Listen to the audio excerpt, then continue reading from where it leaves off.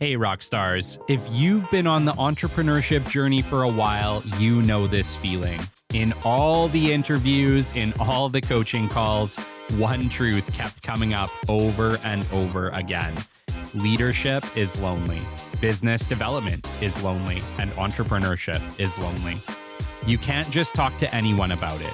That's why I created the Catalyst Club, a private, values-driven community where you can speak the truth, be your authentic self, and connect with people who understand what you're going through and can actually help.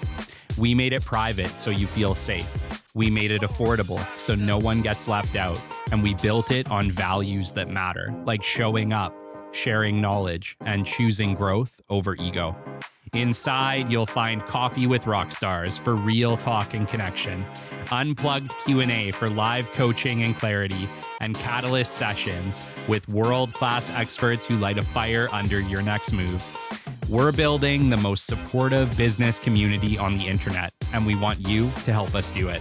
Join us today at KellyKennedyOfficial.com. We're just getting started. We've all seen struggling entrepreneurs who they can hardly put food on the table. You know, the business is crumbling, they're filing for bankruptcy, their family starts to fall apart. When it doesn't go well, it really doesn't go well. And they're so personally attached to their business. It's almost like, if my business doesn't go well, I'm a failure too. Yeah. And equally smart people just get on the right path, doing a few systems properly, learning some of the best practices, and suddenly everything's working.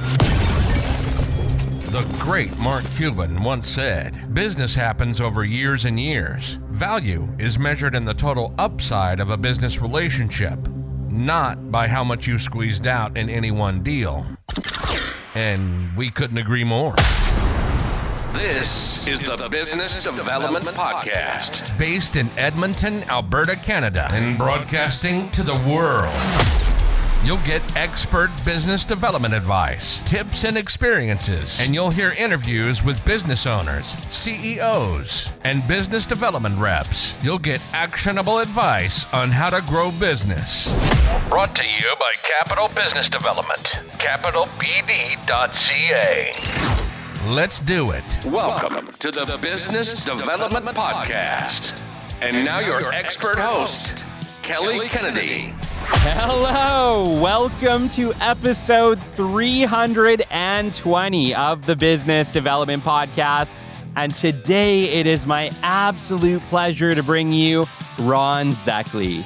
Ron is a veteran business executive with over 25 years of experience leading strategy, marketing, and innovation for powerhouse brands like L'Oreal, Keurig, and Sanofi.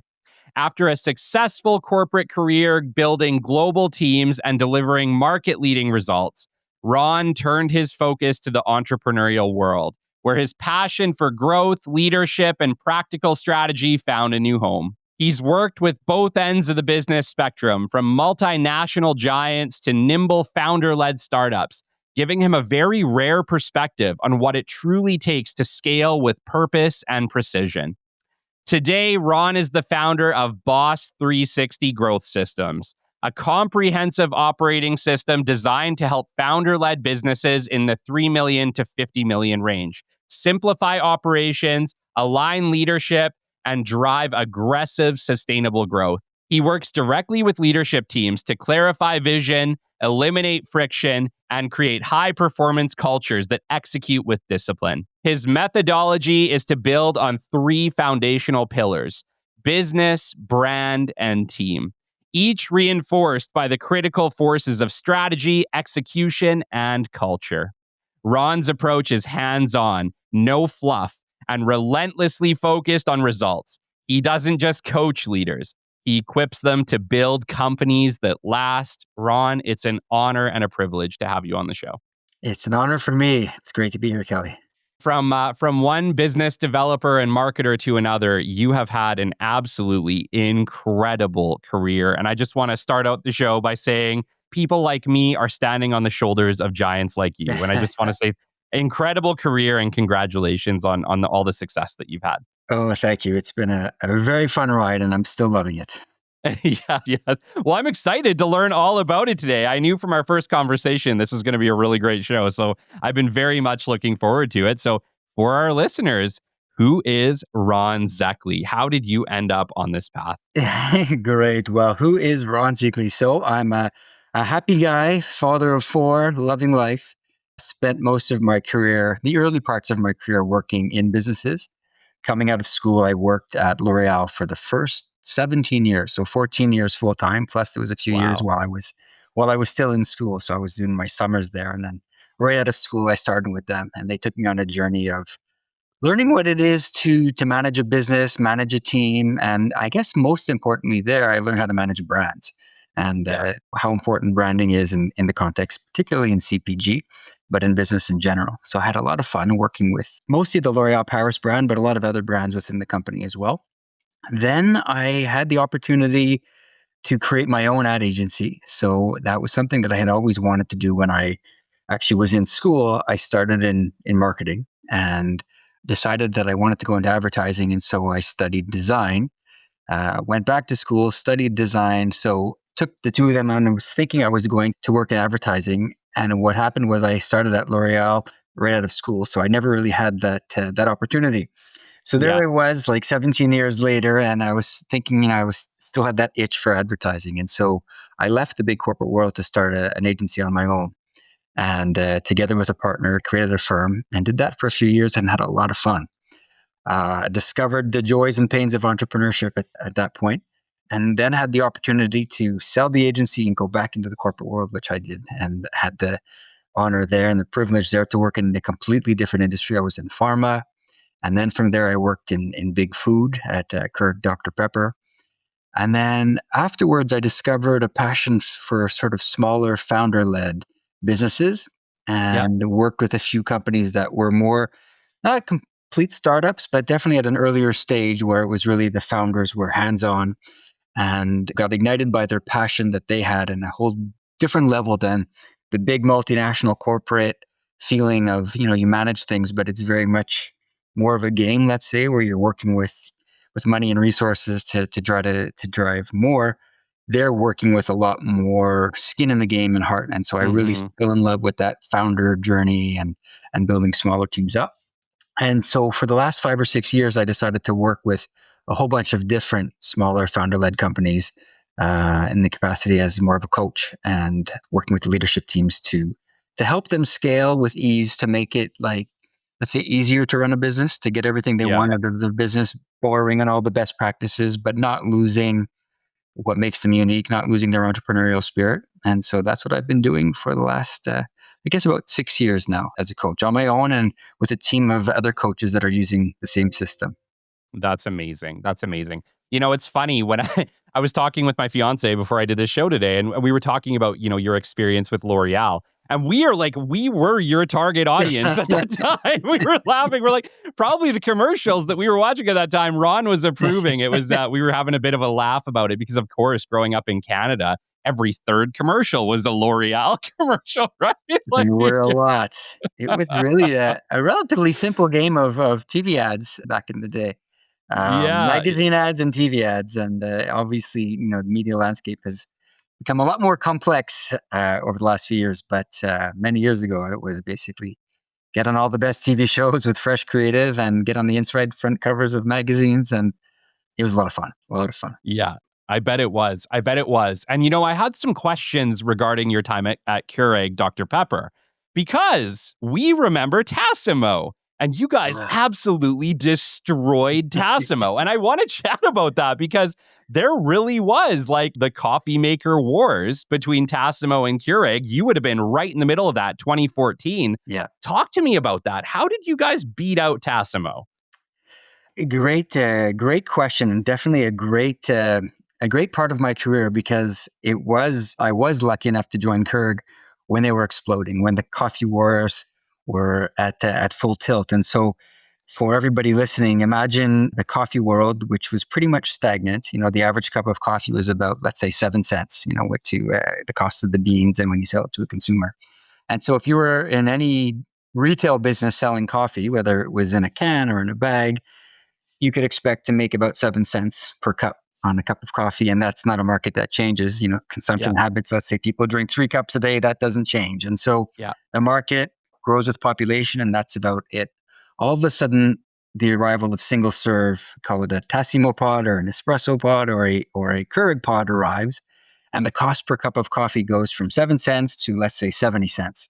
Yeah. And so the size of the market is almost 10 times bigger overnight if people switch from, selling it in a bag or a can to selling it in a single serve format. And so all of the retailers, of course, are loving it because their coffee business is like exploding, doubling, tripling, quadrupling overnight.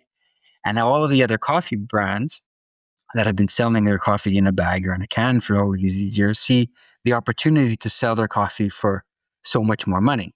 And it's not ripping the consumer off, because the consumer is super happy because of the convenience of the offering. So the consumer is happy, the retailer is super happy. And now all of these other brands of coffee are like, I want in on this. They see this part of the market is exploding and they want in. And that's really what the battle became about, is who can convince all of the other brands to sell their coffee in their system. And that's really the game, I think, that Keurig won at the time, which was to be the best business partner for all of these other coffee brands, great local coffee brands, whether it's a Van Hoot or a Timothy's or you name it, getting them to say, no, we want to partner with Keurig to have our coffee in that system. And so to win the system game was to win the game, because if you can get your machine in somebody's house, then all of the coffee comes with it. It's, like selling them a razor and then all the razor blades, or a printer and all the ink cartridges. It's that same game. You got to get your machine in their house. And once your machine is in their house, then business is, okay, now just pick which of the brands you want to put in it. And since Keurig, their business model, they would make money on whichever brand of coffee you chose that fit in the model. They're making the sale. In some cases, they would share it with their partner, and then they had some of their own brands as well. But they didn't treat their own brands any differently than all of the partner brands. And so it was really creating that ecosystem of partner brands coming in. And there was maybe 50 or 60 different brands, from private label to the Starbucks of this world, going into that system. And so it was a really interesting time for retailers, for the consumer, and for all of these partner brands. As someone who uses a Keurig every single day, thank you for your hard work.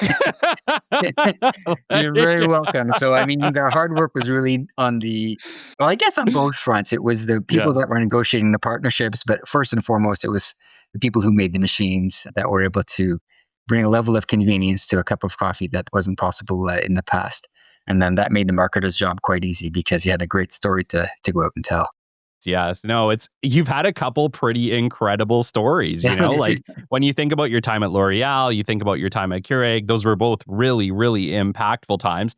I saw too, you worked at Rise Kombucha, Temple Lifestyle. So you got into, continued down the food services with kombucha.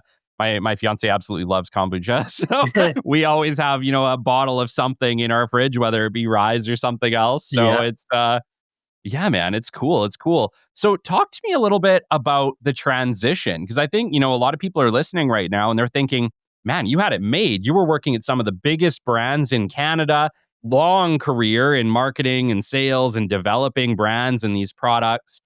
Talk to me about what inspired you to essentially shift from multinational large corporations to these small, nimble startup companies. That's a big jump. And I imagine you left behind a pretty fat paycheck to do it. Well, I left the comfort behind, that's for sure. But traded comfort for, let's say, excitement. And not that L'Oreal was super comfortable, because they keep you out of your comfort zone by design. So they're always, they force you to take on more and more and change and grow with them. And so they, I guess, right out of school taught me to enjoy learning, enjoy being out of my comfort zone, enjoy that whole process of, let's say, self-discovery and becoming better, but maybe to a flaw, because at one point it started to level off. And that's where I kind of got the itch for something dramatically different. And when I talk about my career, I want to be careful to not paint the wrong picture, saying that I chose to go from big to small because small was better. I think I, as a person, might have done the opposite as well, like to go from small to big, because I think big companies and small companies are both amazing, but you learn completely different things. And I really appreciate having had the opportunity to see different business models, and particularly different sizes of businesses. And so the amazing things about working in a big company like L'Oreal is, well, one, you have deep pockets, you have big budgets, you have great teams, you have departments to do things for you. So if you want to hire somebody, you've got like pile of CVs that have already been vetted. And so you have Yeah. like a real machine working around you. You have guardrails and proven processes that have been, worked out in every country across every brand, and they share those with you. So you kind of have a playbook to get on board with. And you have all of the partners. So, you want to be on the inside front cover of a magazine that's about to launch. They're going to knock on your door first and say, are you interested? Yeah. A new TV show is coming to town and they want you to place an ad on it. You're going to hear about it first. So all of these opportunities for advertising, partnership, and sponsorship are there for you. You're surrounded by brilliant people who have a wealth of experience from multiple countries and multiple brands. And it really teaches you a lot and elevates your game. That being said, what you don't have that smaller companies have is that sort of passion of the entrepreneurial spirit, the big dream of I'm either going to, fail, which a lot of Yeah. companies do, or I'm going to make it big and somebody's going to buy my business for millions and millions of dollars. And so that sort of entrepreneurial spirit is really also quite different. And then when you work in a small company, you're of course able to impact so much because there's a smaller team, there's less guardrails. And so everything from, what products to the branding to their go-to-market and which countries do we conquer and all of that, all of those decisions are much more within reach.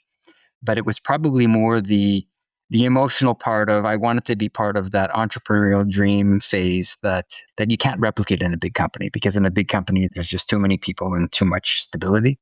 Yeah. Whereas when and I've told this story before, but when I went to a food show in California, and I don't know if you've ever been to Expo West, where there's maybe 4,000 different people have a booth where they're showing their Wow. latest, whether it's a kombucha or whether it's a snack bar. Yeah. And the big companies are there as well. The Keurig Dr. Peppers of this world or Pepsi are there sharing their stuff. But the big companies are going to outsource that to an agency of people who look great, but don't really know and don't really care about the product. Their job is to kind of look good while they give you a sample. Whereas the small founder-led companies, it's literally the mom They're and pop there. behind the counter who not only give it to you with enthusiasm, they're watching you. They want to see, do you like how it tastes? Do you like the packaging? They have a million questions for you in this and they want to know because it's their masterpiece, but it's their future as well. It's like, if this person likes it, we have a chance that, we're going to get listed in this retailer, that we're going to succeed, that we should keep going. And so that passion for trying to create great things and get everything right and please the consumer and make money and build a team around them is much more profound in a smaller company. Yes. And so that's why it's not because one is better than the other. It's just kind of, I checked a whole bunch of boxes of learning, and then I wanted to apply it to people that had a real passion and skin in the game. And definitely it's a privilege to have been able to be on both sides of those different dimensions, let's say. I love that you touched on that. I've had the pleasure of interviewing a few different product founders, whether it be, Revita Energy Tea with Mitch Jacobson, or whether it be Nature Mary with Kapil Kalra. People that literally just took an idea and turned it into a real product on a shelf. And you're absolutely right. The passion in that for them, they live and breathe it. And all they want to know is that you love what they built, Right. Yeah. I agree. There's something completely different when it's their baby and they took it from nothing to, that product that you just put in your fridge last night, right? Mm-hmm. It's really cool. And I find their journeys inspiring, and I love talking to them. So I can see why it would be super passionate for you, because it's just so cool to be part of that experience and that journey, isn't it? It is. And it's very rewarding to be part of a journey where you can make a huge impact in the life of an entrepreneur, because we've all seen struggling entrepreneurs who they can hardly put food on the table. The business is crumbling. They're filing for bankruptcy. Their family starts to fall apart. When it doesn't go well, it really doesn't go well. And they're so personally attached to their business. It's almost like, if my business doesn't go well, I'm a failure too. Yeah. And equally smart people just get on the right path, doing a few systems properly, learning some of the best practices, and suddenly everything's working. People want to buy from them. People want to work with them. They're having fun. They now have renewed energy, and it becomes this sort of virtuous cycle of positivity. And sometimes it's like the same products, the same people, and then just a few wrong decisions can take you down one very dark path versus like a very sunny and optimistic future. And so to be able to help influence a few decisions that completely change the outcome of somebody's entrepreneurial journey is very rewarding.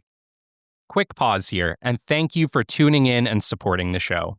I want to recognize Hyperfab, a Canadian precision fabrication company built by the team behind Hypervac Technologies, supporting projects in both Canada and the United States. They focus on high-quality sheet metal, fast turnaround, and solving complex fabrication challenges when it matters most. Hyperfab is proud to be our title sponsor for 2026. Thanks for listening. Let's get back to the show. Amazing. Yeah. Well, honestly, we haven't talked about a lot of systems on this show. I think we talked about EOS. Obviously, It comes up all the time. It's the big daddy of business systems. I think we had Jory Evans come on and talk about how it completely changed his business. And now they do, $50 to $100 million a year with their trucking organization due to EOS. And he really says it was due to the values that EOS instilled in their business that had so much power on it. You represent a system, BOS360.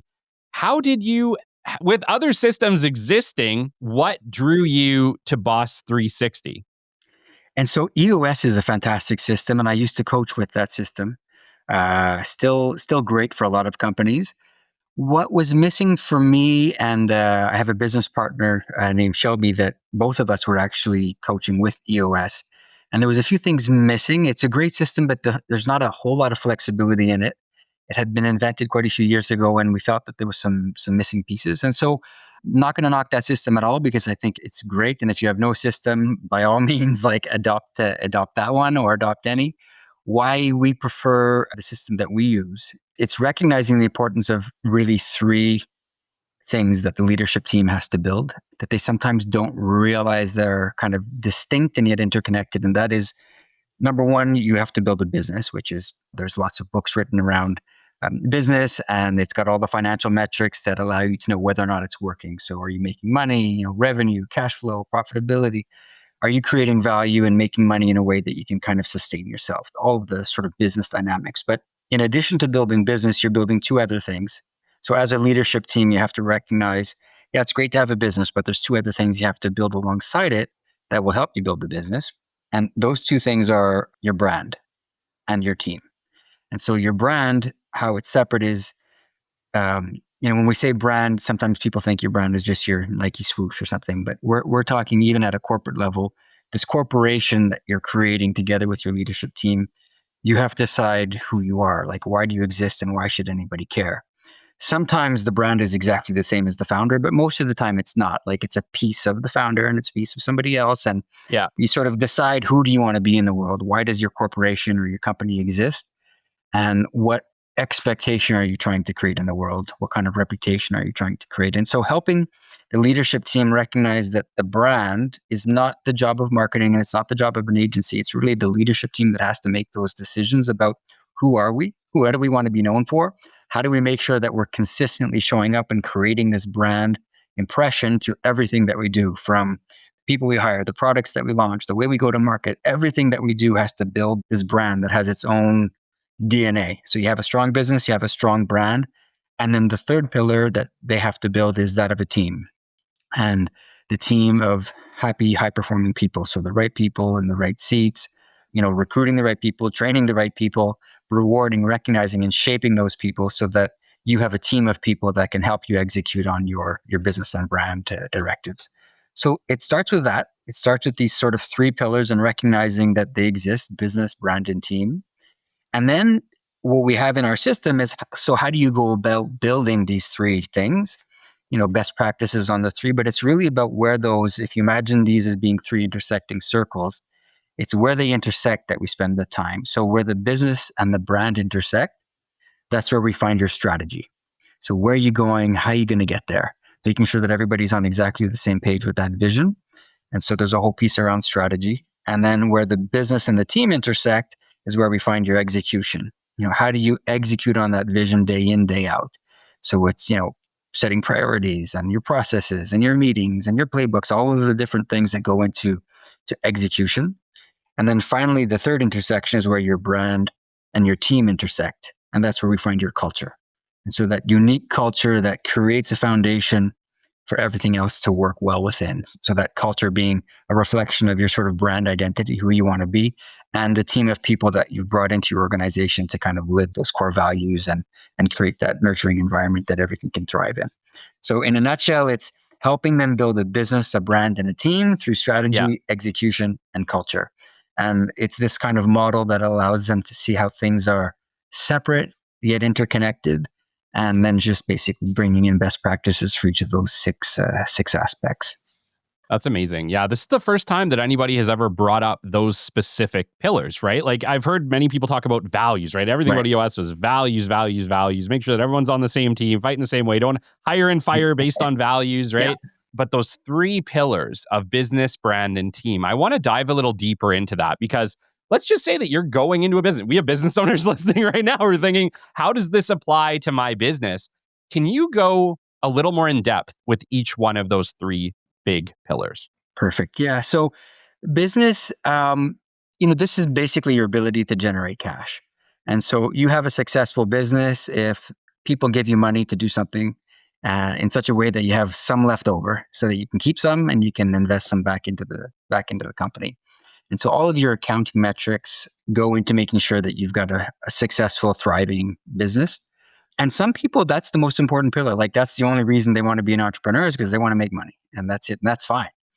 But they have to recognize that it's much easier to make money if you've got a brand that you can tap into and if you've got a team of people that you can count on.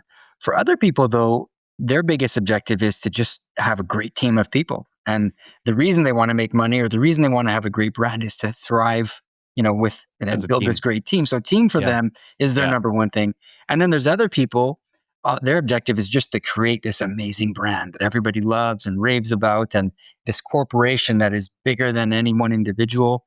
And they know that they need to have a thriving business in order to fuel that. And they know that they need to have a team in order to do that. But fundamentally, their starting point is the brand. So I guess the point is it doesn't matter which of those three is most important to you. And it's legitimate if any of those three are.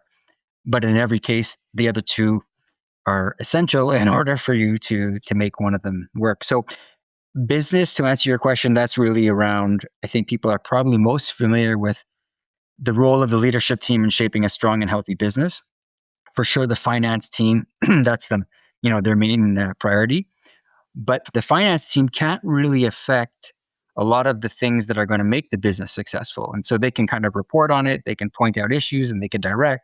But the whole leadership team needs to recognize like they're the ones that are actually making the money, spending the money, making the decisions that are going to affect whether or not they've got a profitable business. So optimizing their portfolio, optimizing their spending, optimizing who they're going after. So a lot of strategic decisions made by that leadership team are actually shaping the profitability and viability of that business. And so, don't count on finance to squeeze more money out of your corporation. Think that this leadership team needs to be fully aware of like, where is all this cash coming from? How do we spend in the right spots? And how do we do the things that drive the most amount of revenue and cash and profitability for the organization? So that's the business part.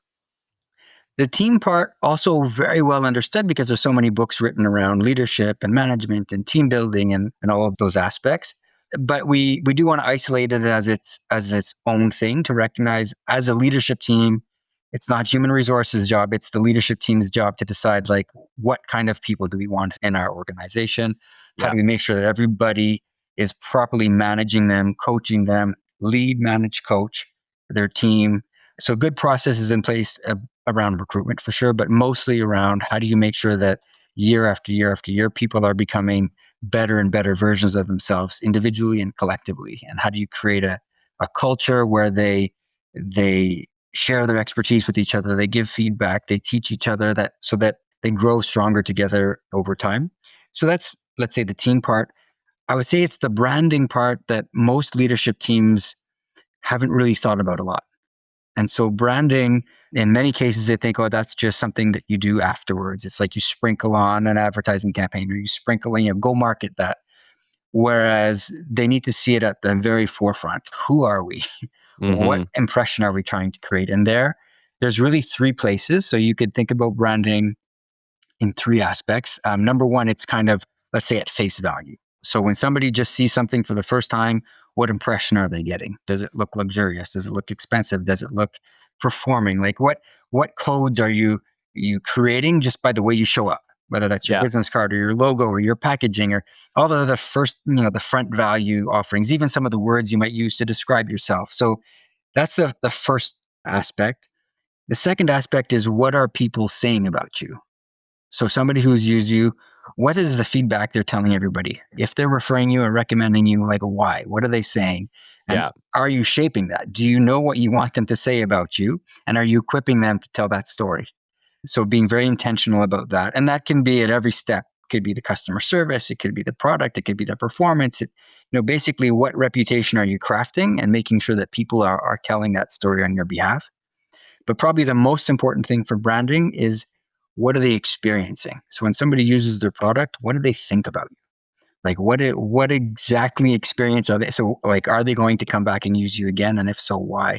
And being really intentional about what experience are you trying to create for that consumer in every touch point. And so once you sort of map out like that reputation and expectation that you're trying to create, then we go through what are all the different touch points that people can experience it. And once you make a few decisions, it's so easy. The playbook is almost already written. If you pick your brand archetype, let's say, there's only 12 brand archetypes. When you pick yours, there's a playbook already is written how that kind of an archetype shows up in the marketplace in terms of product, in terms of events, in terms of partnerships, in terms of advertising. And so we help them just make a few decisions that make everything else so much easier, because they're now going to be true to themselves and they don't have to ask themselves, should we do this or this? A brand like that always does this. And so it's helping the leadership team streamline and own the brand. So, it's not an afterthought. It's not something done by an agency. It's something for sure brought to life by an agency, but the foundational decisions that make your brand unique and authentic and consistent have to be the leadership team that gets it and owns it and polices it. Yeah. I can already tell that there's guaranteed businesses listening. They're like, this sounds amazing, but it sounds really, really hard, Ron, to implement, right? Like, especially if you've been operating your business just as a business for the last, let's call it 10 years. Because I think probably a lot of the companies coming to you are that, especially if they're in that, between 3 and 50 mil range. They've been at this for a little bit. And so kind of, I think they hear this and they say, that sounds great. I can see how this might be beneficial, but like, how the hell do we even do something like this, right? Talk to them. Because I know I can hear it right now. This sounds great. How the heck do we make a change this big in our organization? Yeah. So you know what? It's a great question. And the short answer is, it's not so much about change. It's about kind of uncovering what's already there. So in most cases, they have a brand already. Like they already are something. It's probably not exactly the same in everybody's head. And it's probably not consistent at every touch point. But we're just basically helping them articulate like what is their shared belief of who they are and where they exist and how they want to show up.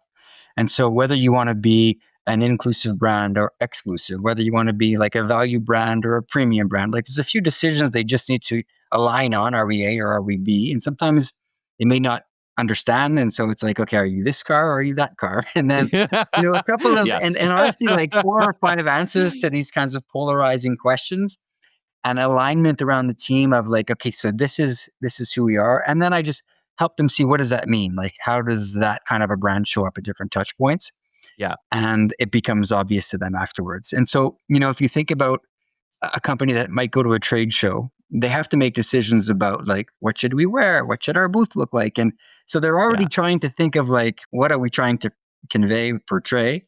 And so it's not foreign completely to them, but they just never realize how simple it could be with just a few questions and letting them realize that they actually fit into a bit of a box from a archetype standpoint. And then we just add a little bit of uniqueness on top of an existing framework for luxury brands behave a certain way and premium brands and value brands. And then, so we help make that easier and realize like decisions and life and branding can be a lot simpler if they just kind of understood a little bit about where their heads are all at and put them all exactly on the same page. Absolutely. So walk us through it, because I can already hear people saying, yeah, this sounds awesome. What does implementing a BOS360 system look like? Walk us through the process. Perfect. And so Step one is it always starts with a discovery call with the executive team to make sure that we're a good fit for each other. So get an opportunity to hear from them. What are their pain points and opportunities? Where are they at? What do they wish was better, bigger, easier? And for them to hear what the system is all about and how we plan to work together. And if there's a good fit, most of the time there is, but you don't want to take that for granted. So we start with the full executive team and say, like, is this going to work? Because we all have to be on board together. And, you can't have just the president that's implementing this. It has to be, like this team, when we're going to meet together, we're all going to be on the same level here. We're all equal around a table and we're going to be working on the business together. So we want to make sure we have the buy-in and the alignment up front. So if that's a go, then we start with, we call it Momentum Day. And it's really putting a lot of foundational executional type tools in place. So everything from their accountability chart to their setting their priorities for the quarter, meeting processes, a few sort of basic executional type elements, a scoreboard, so that it allows them to execute on their business in a simple way and, make the most of their meetings and basically simplify their business as much as possible, have a really clear view. We share with them we build their flywheel so that they can imagine how their business is working in a sort of very simple 5 or 6 key steps kind of way. Yep. So all of these executional elements are put in place on day one, full day meeting offsite with the full leadership team. Then we let them run with that for 30 days and make sure that they're executing on. We have a new meeting process that we put in place and whatnot. We get back together then after 30 days and it's day 2. So day 2 is vision day, where we build the vision together, including 2 parts of a 2-page strategic plan. So page 1 is really related to brand and it's your 5 W's. So your why, your what, your who, your where, your way. We craft that together. And then page 2 is more time bound. We call it your 10-3-1-Q. So help them imagine 10 years from now, 3 years from now, 1 year from now, quarterly. So kind of more time bound, have the same path forward as each other. So that's basically creating a 2-page strategic plan together on day 2. And it really solidifies their vision and their brand identity. And then on day 3, we come back together. We call that health day. And that's where we really focus more on team culture, creating happy, high-performing teams. And we also revisit what we did on day 1 and day 2 to make sure everything is working flawlessly.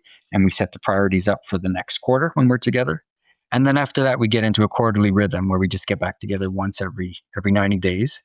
And in that time, we look back to see, did we do what we said we were going to do? Conclude on that, set the priorities for the next quarter. And then we use the rest of the time to tackle some specific topics or issues. Together, we introduce specific curated tools based on challenges they might have either with their business or their brand or their team or their strategy or their execution or their culture. So depending where they have issues, we bring in specific tools to help them through some of those aspects. And it's just, we kind of keep going. So every quarter we get back together and realign strategy and make sure that we're set up for another flawless 90 days of execution. Wow. Wow. Okay.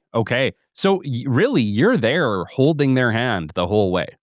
Holding their hand while we're together, but deliberately not making decisions for them, just sharing best practices, working as a facilitator to help make the most of a day together. Because if you take your full leadership team offsite for a day, that's a big, not a financial investment, that's a big time commitment.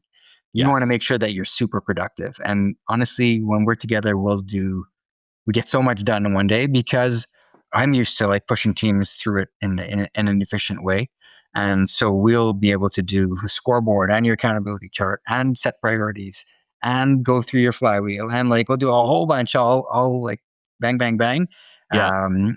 Because we're sort of facilitating the right conversation and challenging them to make sure that sometimes there's always one person that takes the lead in the room. We make sure that we kind of we hear from everybody. We pull the best in you. We build consensus. We change the dynamics a little bit so that we really can move quick and get out of our comfort zones and then tap into best practices. Okay. Does this typically end up being, by the time you're doing your quarterly follow-ups, a multi-year process, or is it typically done within a year?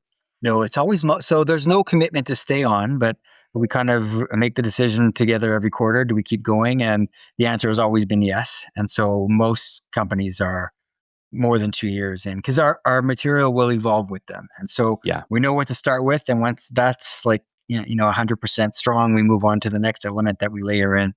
And so we evolve with them. They don't have to stay on beyond 2 years or any amount of time, really. But the best results are, for sure, you have to do those first 3 days in order to get the full system. Yeah. But then it takes a few years in order for you to get the full benefit of the system. Yeah. But luckily after that, then we have new tools and new depth that we layer in that depending on how much you've progressed. Yes. We bring in. Then there's also the aspect of, because this is just with the leadership team, so they now need to bring that throughout the whole organization. So it takes them a year to master it.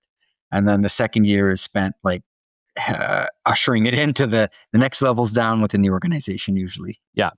Yeah. Because you're basically changing, you're creating and shaping a culture, which is going to take a long time to essentially ingrain to be, this is who we are. It's not a snap the fingers, we just did it, now we're different. It doesn't work like that, right? No, exactly. And, we're not coming in and doing stuff for them. We're sort of teaching them a new way of approaching their business. And it makes it easier. And so they stay with it because they realize this is the easiest way to get everything right.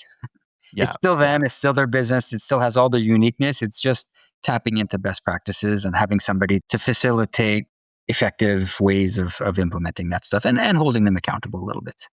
When I'm hearing what you're saying, I do imagine this does, once you have everything firing on all cylinders, I imagine this does lead to a pretty great revenue increase for the organization. Are there any statistics on that?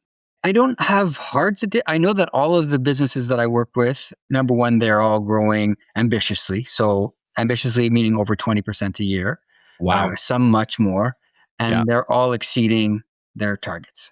And so they all we align on and that's even just that is a simple question, it seems, but the rate of growth, I'm always amazed to what extent the leadership team is not on the same page at the onset of how big will you be 10 years from now? How big will you be 3 years from now?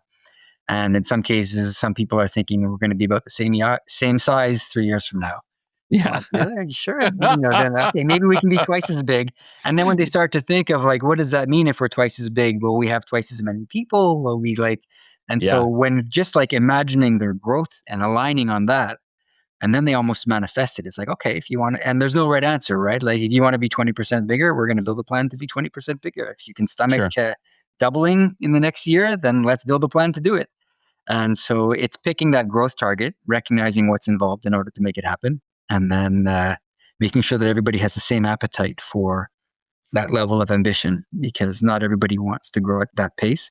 Yeah. But so to answer your question, the stats would be everybody's growing at least 20%.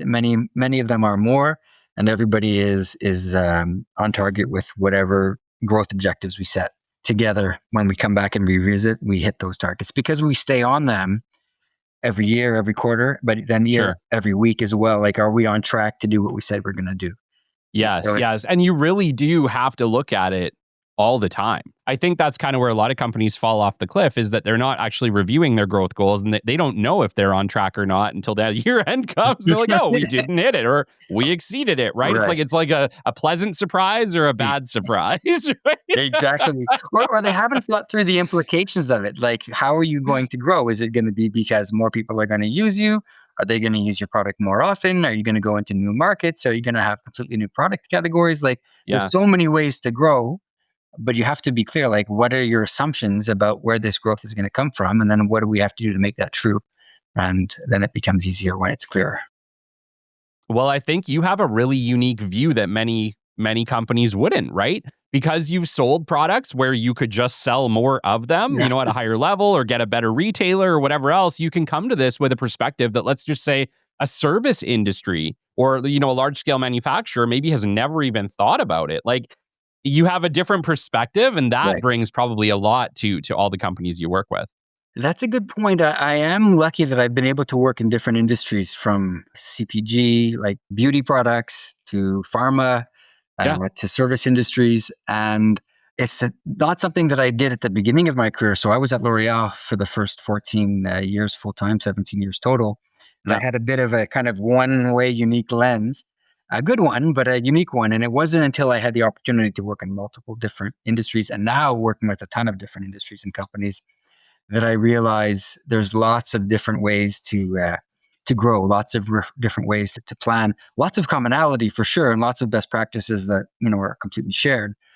But it allows you to say, well, if we could take a coffee business and turn that into be, doubling every year, then Yeah. same could be true in another industry. Or to recognize that there's lots of different business models, lots of different ways to drive growth, and to challenge them to, not to come up with ideas for them necessarily, but to help them think of things from a different perspective, Yeah. from a different Yeah. industry. Yeah.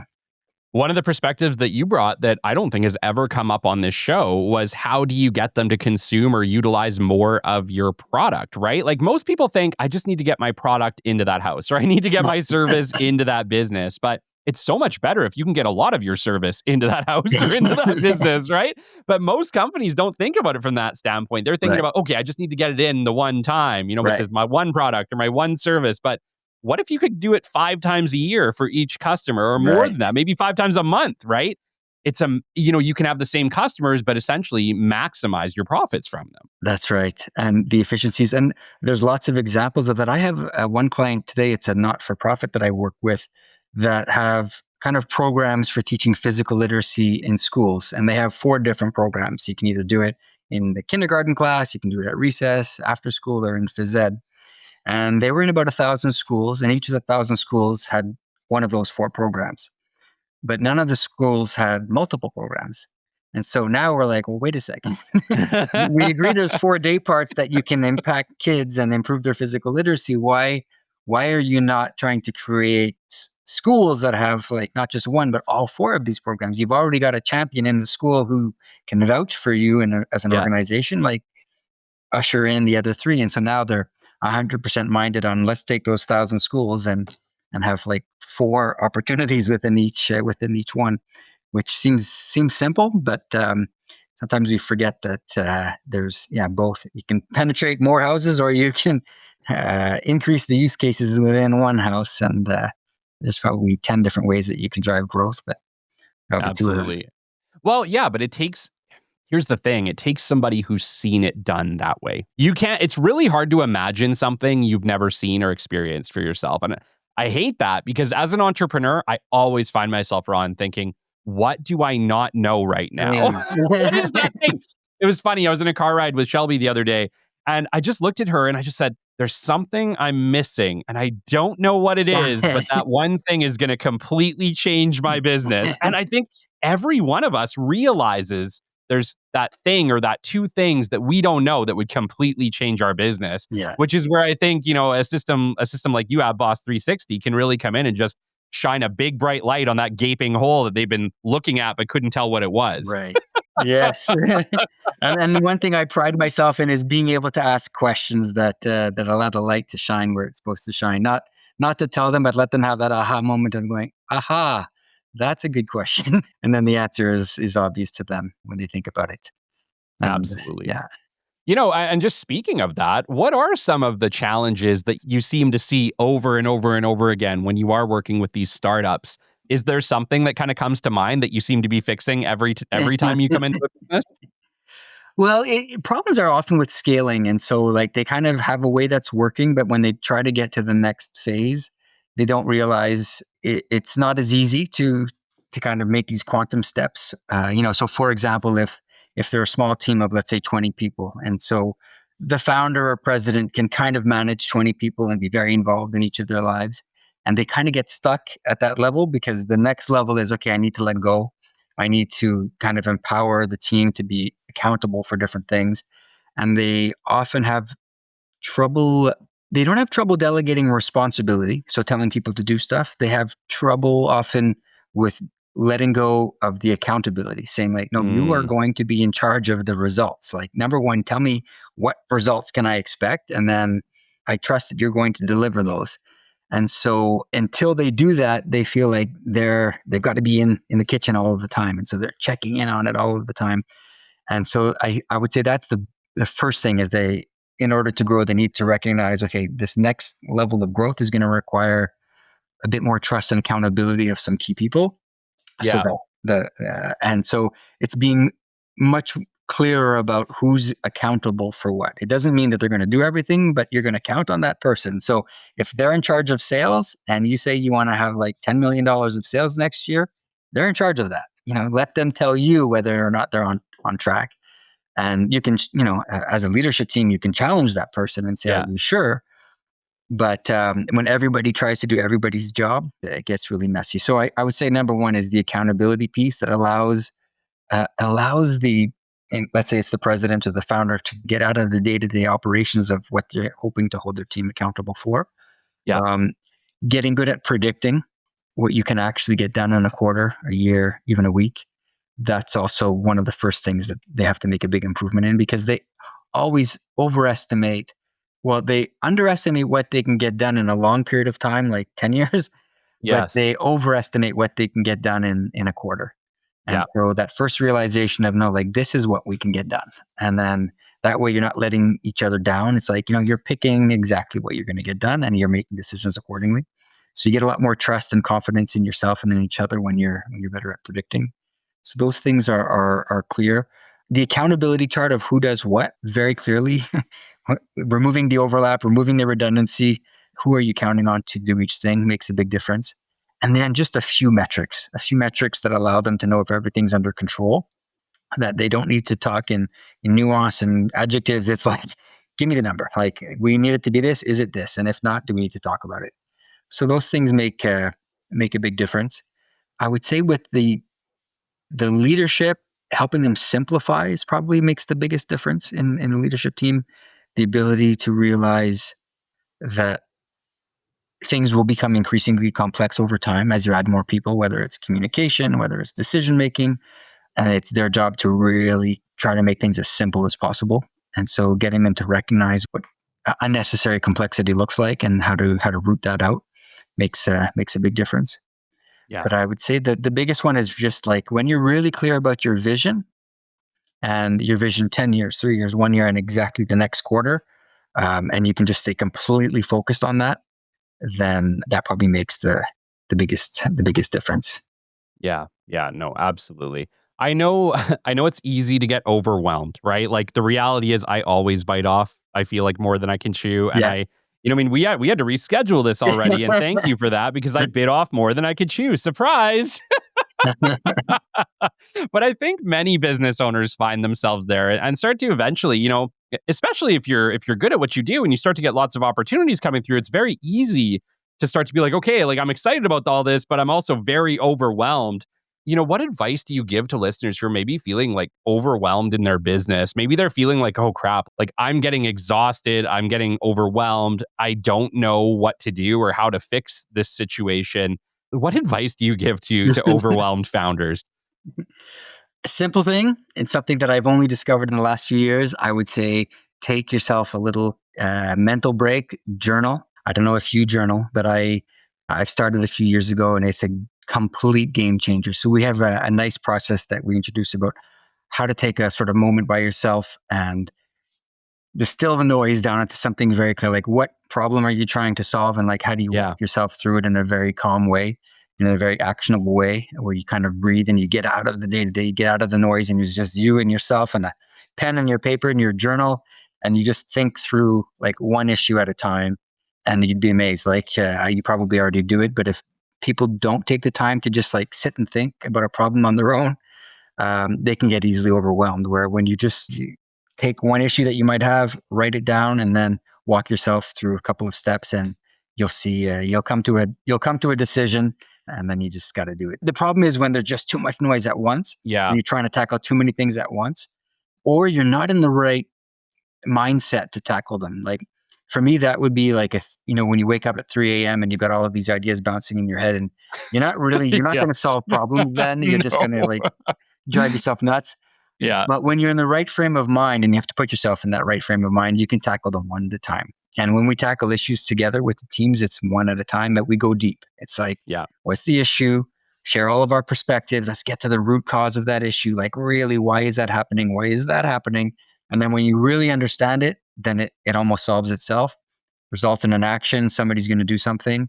and then you move on to the next one. You kind of do one at a time. You never talk about problems and not solve them, because then you just Yes. like wallow in your complexity. It's like, okay, let's take them one at a time, starting with the most important. Yeah. And then we get to the root cause and we make it go away. And people, when we start working together, we kind of teach them a methodology for tackling all of these topics together. And at the beginning, they solve a couple, but then over time, within, let's say, a 60-minute meeting, they can solve 10, 15 issues, Yeah. because they're so good at getting to the root cause, making a decision, move on. And it's not wallowing in a bunch of issues. It's like, let's take them one at a time and share our perspectives, get to the root cause of it, and then make them go away. So I don't necessarily journal, but I have my daily notepad. And whenever I get overwhelmed, Ron, I do a list I like to call Move the Needle. So I write at the top, Move the Needle. Okay. And I list out in numbered jot form, the 10 things that I have to do to move the needle for my business. And I find for me, that pulls me back. Nice. It's very similar to what you were saying. Maybe not writing about each one, but definitely listing them out so that I can give them a priority and get started on them. And for me, it feels like order comes back into my life, right? Like, if I can list out the things I need to do, prioritize them, now I have a place to work from. Because I do find myself, when I'm experiencing anxiety about my business, it's because I haven't done that. It's because I'm looking at everything and thinking, how in the world am I going to do all of this? Yeah. But it's funny when you put it on paper, how it starts to really simplify the whole thing. Yeah, I love that, moving the needle. It's when you're in the right frame of mind and you've got your pen to paper and you take a deep breath, somehow you can get a few things done. And once you get a few, you realize, okay, I've got this. I'm kind of in control. The other piece I would say is just like when you make some decisions, because the worst is when you aren't making decisions and you're juggling multiple paths at once. And so the analogy I use is, let's say you're planning to go on a vacation. So you tell your friends, okay, we're going away. And so they're trying to pack their suitcase for this trip, but they don't know where they're going. And so in their suitcase, they have like everything from flip-flops to rock climbing gear because they don't know where they want to go on vacation with you and they trust you and they know it's going to be a good time, but they're packing their suitcase full of things. Yeah. The moment you tell them, oh no, it's going to be an all-inclusive and it's on the beach, it's like, get rid of all of these other things and you've got a much better suitcase. And you have everything that you need, including sunscreen for that specific trip.